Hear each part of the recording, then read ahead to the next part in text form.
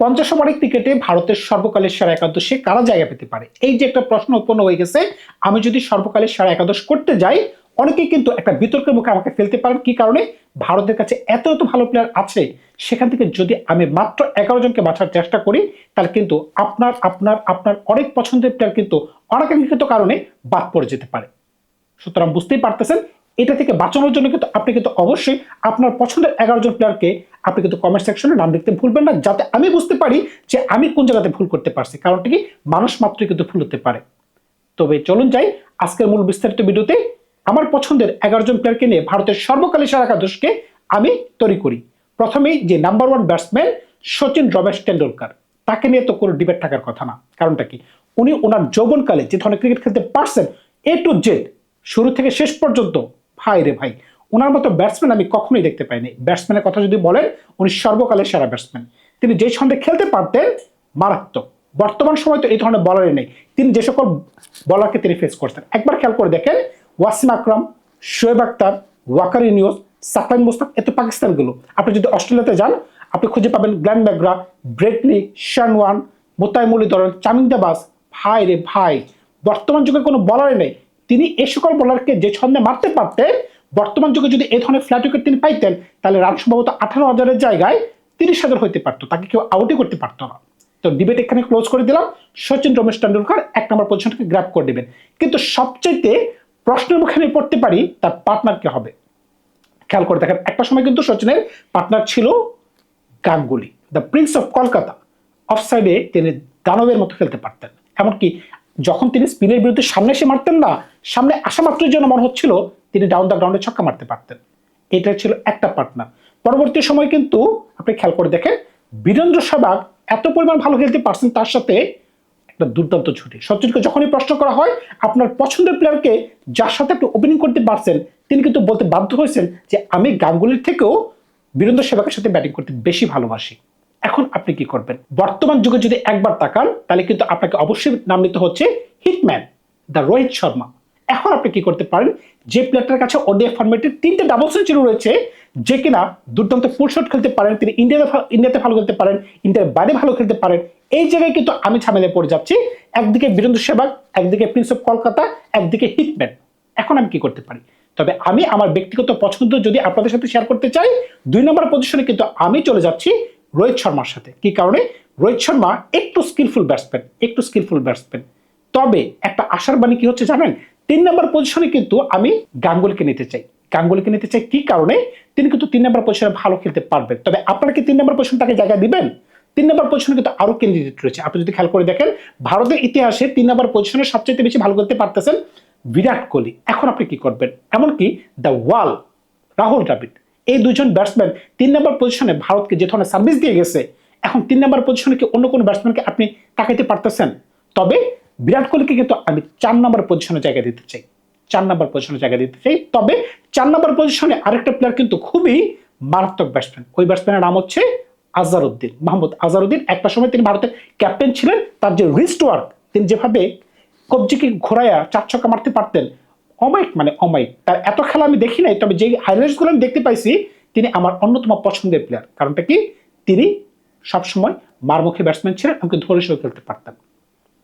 এখন আজহারউদ্দিনকেও আপনি 4 নম্বরে খেলাতে পারেন। যদি আজহারউদ্দিনকে আপনি 4 নম্বরে খেলান, তাহলে হয়তো বা 1 নম্বরে সচিন, 2 নম্বরে হিটম্যান রোহিত শর্মা, 3 নম্বরে বিরাট কোহলি, 4 নম্বরে আজহারউদ্দিন। তখন কিন্তু প্রিন্স অফ কলকাতা দল থেকে ছিটকে পড়ে যেতে পারে। এই জায়গায় কিন্তু আমি নিজের ডাউটে আছি, আমি কি 3 নম্বরে প্রিন্স অফ কলকাতাকে রাখবো নাকি আজহারউদ্দিনকে রাখবো। হয়তো বা আজহারউদ্দিন যদি খেলে, তাহলে 3 নম্বরে বিরাট কোহলি চলে যাবে, 4 নম্বরে আজহারউদ্দিন চলে যাবে। এখানে কিন্তু আমি নিজেও কনফিউজড। আপনারা কিন্তু আমার কনফিউশনটাকে দূর করে দিতে পারেন। 5 নম্বর পজিশন খুবই গুরুত্বপূর্ণ পজিশন। এটা কিন্তু ভারতের one of the most finest cricketer, আমি যার নাম বলতে চাই। এখানে কোনো ডিবেট হবে না। আমি অন্য কোনো প্রতিদ্বন্দ্বী রাখতে চাচ্ছি না। আপনি যাকেই রাখবেন তার নাম কিন্তু ফ্যাকাশ হয়ে যাবে। কারণটা কি, যুবরাজ সিং।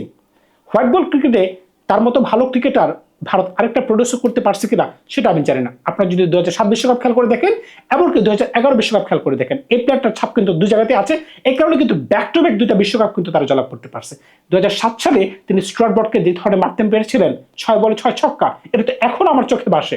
ভাই রে ভাই, এমনকি ক্যান্সার আক্রান্ত হওয়ার পরেও তিনি যেভাবে 2011 বিশ্বকাপে খেলতে পারছেন, ব্যাট হাতে বল হাতে ফাইনালে যে কেন মহেন্দ্র সিং ধোনি আগে নেমে পড়লেন সেটা আমি এখনো বুঝতে পারি না। যদি তিনি ওই দিন নামতে পারতেন হয়তোবা তিনি যে ছন্দে ছিলেন man of the match, man of the tournament উনি হইতে পারতেন। এখন 5 নম্বর পজিশনে তিনি বল করতে পারবেন, এমনকি ব্যাট করতে পারবেন। এটা কিন্তু ভারতের জন্য একটা ভালো সুযোগ হয়ে গেল। টপ 5 এর মাঝখানে দুজন আছে এরকম যারা বল করতে পারতেছে। একজন সচিন, তিনি বল করতে পারতেছেন, এমনকি 5 নম্বরে যুবরাজ সিং। দুজন কিন্তু মোটামুটি আপনি পার্ট টাইম বলার পেয়ে গেলেন। 6 নম্বর পজিশন খুবই ট্রিকি পজিশন, এমনকি খুবই ভাইটাল পজিশন। কি কারণে? আপনাকে একজন কিপার প্রয়োজন। যখনই আপনি ভারতের কিপার নিয়ে কথা বলবেন, 2-3 জনের নাম কিন্তু আপনি সবার আগে বলতে পারবেন। একজন হচ্ছে মহেন্দ্র সিং ধোনি, ভারতের সাবেক ক্যাপ্টেন, মিস্টার কুল নামে যিনি পরিচিত।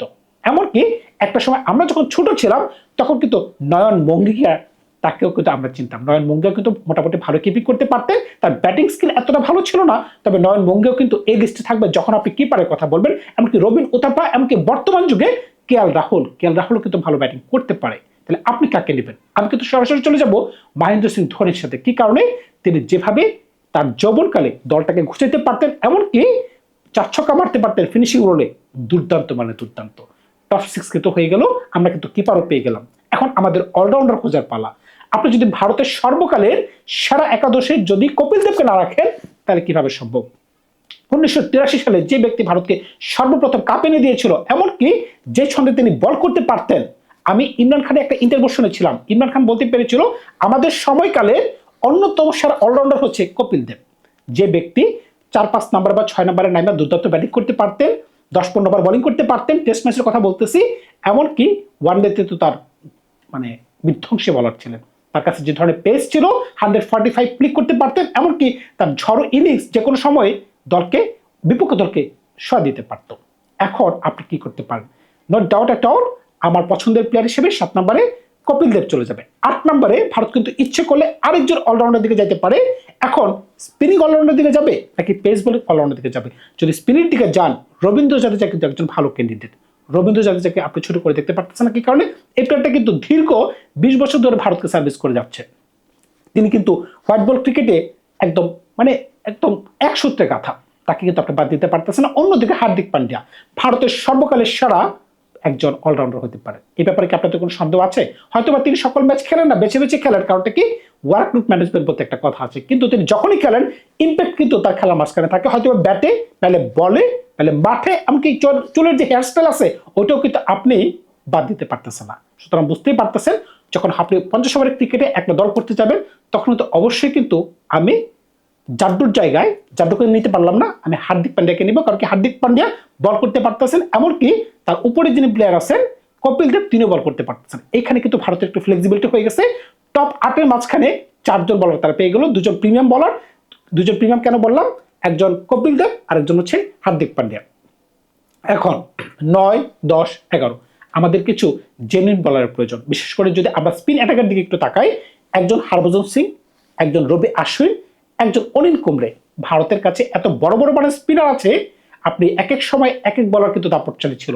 একটা সময় খেয়াল করে দেখেন, আমরা যখন ছোট ছিলাম হরভজন সিং যে ধরনের অব্রেক বল করতে পারতেন, মারাত্মক মানে মারাত্মক। তার অসংখ্য ম্যাচ আছে তিনি একা হাতে খেলা শেষ করতে পারছেন।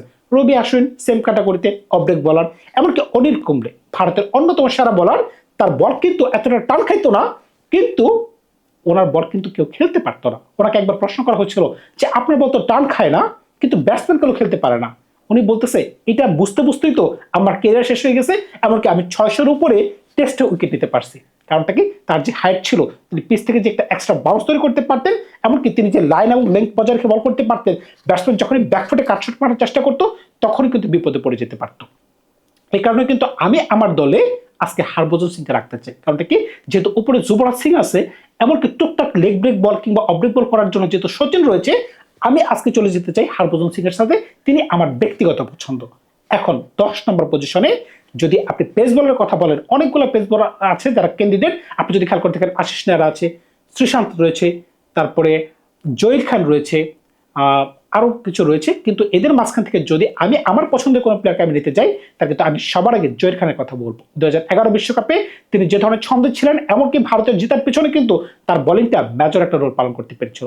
বামাতি বলার হিসেবে যদি আপনি ভারতের সর্বকালের সারা কোনো পেস বলার কথা বলেন, তাহলে কিন্তু সবার আগে জহির খানের নাম চলে আসবে। Note doubt at all. হয়তো বা আশিস নেহরা রাগ করতে পারেন, অজিত আগারকার রাগ করতে পারেন, সলিউশন ট্রাক করতে পারেন, কিন্তু কিছুই করার নেই।